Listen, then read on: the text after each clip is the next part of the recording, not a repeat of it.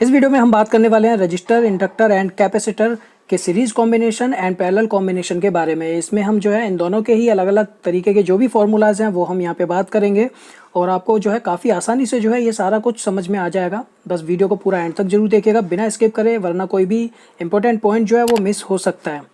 Channel को subscribe जरूर करें और बेल आइकॉन को जरूर दबाएँ। वीडियो के नीचे जो है सारे सोशल मीडिया के लिंक जो है वो आप चेक कर सकते हैं, वहाँ पे भी आप फॉलो जरूर कीजिएगा। तो चलिए वीडियो को स्टार्ट करते हैं बिना समय गवाए। तो यहाँ पे सबसे पहले हम बात कर लेते हैं सीरीज़ कॉम्बिनेशन की।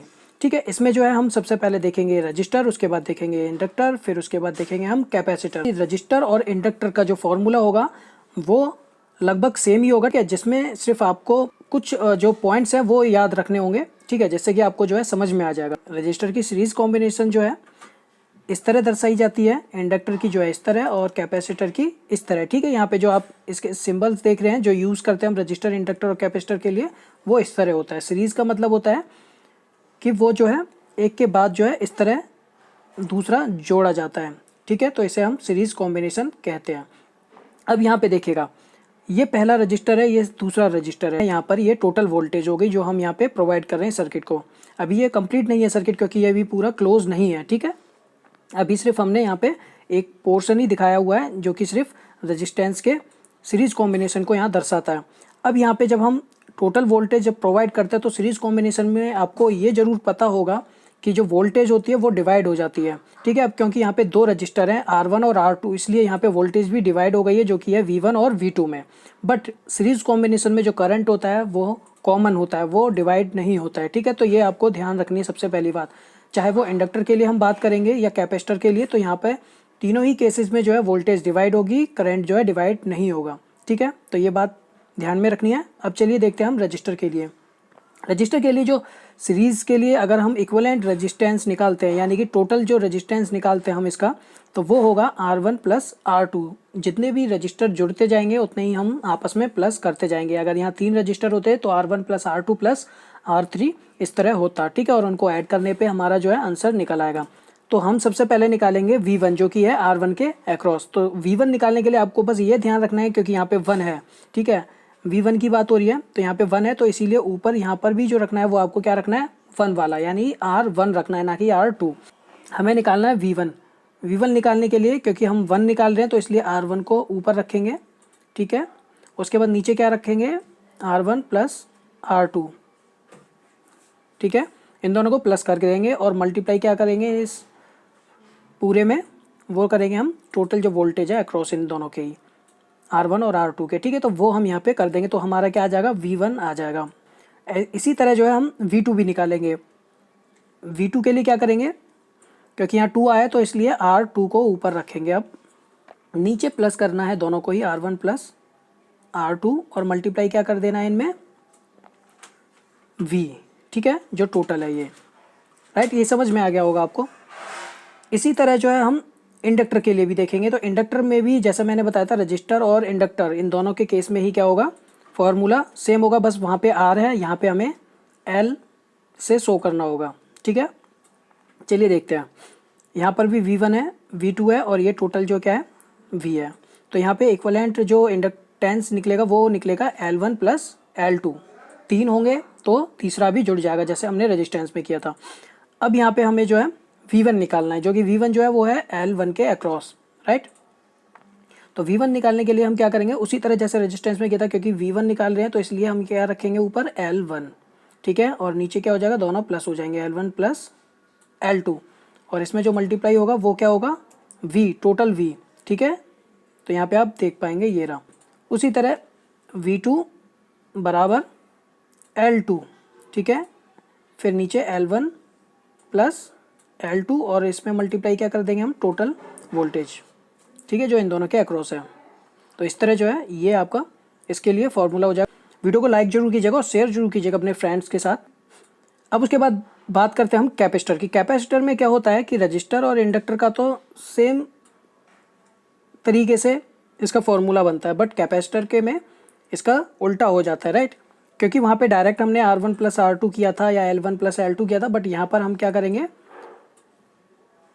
इसका फॉर्मूला जो होगा वो होगा 1/C इक्विवेलेंट बराबर 1/C1 प्लस 1/C2। इस तरह जो है इसका ये फॉर्मूला बनेगा। फिर इसको अगर आप सॉल्व करेंगे तो इसका जो आएगा, क्योंकि हमें 1/c इक्वलेंट नहीं निकालना है, हमें क्या निकालना है, c इक्वलेंट। ठीक है, तो हमारा जो आएगा फॉर्मूला वो ये आएगा, यानी c इक्वलेंट जो है वो है c1 × c2 divide by c1 plus c2। आप देखेंगे तो अगर हम यहाँ पे बात करते हैं v1, यानी कि जो v1 है वो है c1 के अक्रॉस।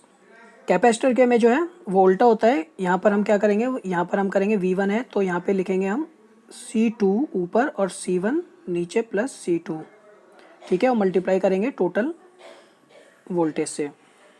ठीक है, तो इस तरह हम जो है इसका v1 निकालेंगे। ऐसे ही v2 निकालेंगे जो कि है v2 जो है वो है c2 के अक्रॉस। तो इसके लिए भी हम इस तरह करेंगे, जो कि होगा v2 बराबर, अब यहाँ पे क्योंकि उल्टा करते हैं तो c1 फिर c1 plus c2 multiply by total v। ठीक है, टोटल वोल्टेज जो है अक्रॉस इन दोनों के वो है v। तो इस तरह जो है हम करेंगे। ठीक है, कैपेसिटर के केस में जो है इस तरह ये जो है दोनों फॉर्मूले यूज़ होंगे। ठीक है, तो ये भी जो है आपको समझ में आ गया होगा। अब हम यहाँ बात ये करते हैं कि अगर इस केस में सीरीज कॉम्बिनेशन में अगर कैपेसिटर जो है काफ़ी सारे हैं और वो सभी क्या हैं, सेम वैल्यू के हैं। ठीक है, c1 c2 क्या है, बराबर है c के। तो इसमें जो इक्विवेलेंट कैपेसिटेंस जो निकलेगा वो निकलेगा c डिवाइड बाय 2, क्योंकि यहाँ पर 2 है। ठीक है, तो 2 ही है हमारे पास कैपेसिटर, इसलिए c डिवाइड बाय 2। अगर यहाँ पे 3 होते तो c डिवाइड बाय 3, अगर 5 होते तो c डिवाइड बाय 5। इसीलिए अगर हमारे पास n नंबर ऑफ कैपेसिटर है तो होगा c डिवाइड बाय n। ठीक है, तो ये जो है आपको समझ में आ गया होगा। अब चलिए बात करते हैं हम पैरेलल कॉम्बिनेशन की।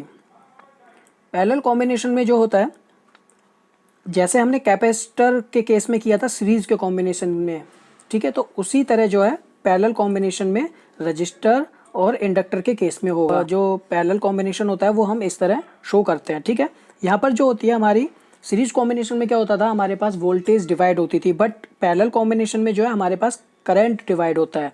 वोल्टेज जो होती है वो सेम रहती है। ठीक है, दोनों के ही अक्रॉस। सबसे पहले जो है हम इक्विवेलेंट रेजिस्टेंस निकालेंगे। तो इसके लिए जो फॉर्मूला बनेगा, जैसे हमने कैपेसिटेंस निकालते वक्त देखा था सीरीज कॉम्बिनेशन में, उसी तरह जो है यहाँ पर पैरेलल कॉम्बिनेशन में रेजिस्टेंस निकालने के लिए होगा। ठीक है, तो 1/R इक्विवेलेंट बराबर 1/R1 प्लस 1/R2। तो इसका जो फॉर्मूला बनेगा आखिर का वो बनेगा ये, क्योंकि हमें जो है R इक्विवेलेंट निकालना है, ना कि 1/R इक्विवेलेंट। ठीक है, तो ये हमारा जो है टोटल रेजिस्टेंस निकालने का फॉर्मूला बन गया। ठीक है, इक्विवेलेंट रेजिस्टेंस निकालने का, जो कि है R1 multiply by R2 divide by R1 plus R2। ठीक है, अब यहाँ पर पैरेलल कॉम्बिनेशन में अगर मान लीजिए 2 रजिस्टर हैं तो होगा, और सेम वैल्यू के हैं तो होगा हमारा फॉर्मूला R डिवाइड बाय 2। अगर 3 है तो R डिवाइड बाय 3। अगर n नंबर ऑफ रजिस्टर हैं पैरेलल कॉम्बिनेशन में तो वो होगा R divide by n। Right, तो ये जो है आपको समझ में आ गया होगा। अब यहाँ पर जो है हम I1 निकालेंगे। I1 निकालने के लिए हमें क्या करना होगा यहाँ पे, तो यहाँ पे है I1, तो हम यहाँ क्या रखेंगे R2, फिर नीचे क्योंकि प्लस करते हैं तो R1 प्लस R2 मल्टीप्लाई करेंगे हम टोटल करंट से। ठीक है, I1 निकालने के लिए। इसी तरह जो है हम I2 निकालेंगे, तो I2 के लिए भी क्या करेंगे, ऊपर जो होगा वो होगा R1 और डिवाइड करेंगे R1 प्लस R2 से और मल्टीप्लाई करेंगे हम टोटल करंट I से। ठीक है, तो इस तरह जो है आप I2 निकाल पाएंगे। ठीक है, ये टोटल करंट हो गया, ये I1 हो गया, ये I2 हो गया। अब हम बात करते हैं इंडक्टर की। तो इंडक्टर में भी जो है रजिस्टर की तरह ही होगा, जैसे कि मैंने बताया था पहले भी कि रजिस्टर और इंडक्टर का जो है सेम तरह से जो है फॉर्मूला बनता है। तो यहाँ पर L1 और L2 ये जो है 2 इंडक्टर है, जिसमें I1 जा रहा है और I2 जा रहा है। ठीक है, ये टोटल करंट हो गया। वोल्टेज जो है वो कॉमन है इन दोनों में ही। तो यहाँ पर भी रजिस्टर की ही तरह जो है यहाँ पे ये फॉर्मूला बनेगा, जिसको हम यूज़ करेंगे इक्विवेलेंट इंडक्टेंस निकालने के लिए। L1 मल्टीप्लाई बाय L2 फिर divide by L1 plus L2। Right, उसके बाद हम देखते हैं I1 निकालने का। I1 निकालने के लिए उसी तरह करेंगे जैसे हमने रजिस्टर के लिए किया था। तो यहाँ पे ऊपर जो होगा वो होगा L2। ठीक है, ये वाला अगर हम I1 निकाल रहे हैं तो ऊपर होगा L2 divide by L1 plus L2, फिर मल्टीप्लाई करेंगे हम टोटल करंट से। ठीक है, तो ये जो है आपको समझ में आ गया होगा I1 निकालने का। इसी तरह जो हम I2 निकालेंगे, तो I2 ये है, तो इसके लिए जो है ऊपर जो होगा वो उसके अपोजिट वाला होगा, ठीक है, जो कि है L1। फिर डिवाइड करेंगे L1 प्लस L2 से और मल्टीप्लाई करेंगे करंट से, राइट। ये भी आपको समझ में आ गया होगा। उसके बाद हम देखते हैं कैपेसिटर के केस में। तो यहाँ पे आप क्या करेंगे, यहाँ पर भी उसी तरह है, ठीक है। I1 जो है वो C1 से होते हुए जा रहा है, I2 जो है वो C2 से, और I जो है वो टोटल करंट हो गया, ठीक है। वोल्टेज जो है दोनों के ही अक्रॉस है कॉमन। अब यहाँ पे C इक्वलेंट निकालने के लिए C1 प्लस C2 हो जाएगा डायरेक्ट। अगर 3 होंगे पैरेलल में कैपेसिटर तो C1 plus C2 plus C3, ठीक है। तो इस तरह ही हो जाएगा। अब यहाँ पे हम बात करते हैं I1 निकालने की। तो I1 निकालने के लिए जैसे कि हमने रजिस्टर और इंडक्टर के केस में सीरीज कॉम्बिनेशन में पढ़ा था, ठीक है, उसी तरह जो है यहाँ पर पैरेलल कॉम्बिनेशन में कैपेसिटर के लिए होगा। यहाँ पे देखिए I1 निकालना है तो ऊपर क्या करेंगे अब हम C1, ठीक है।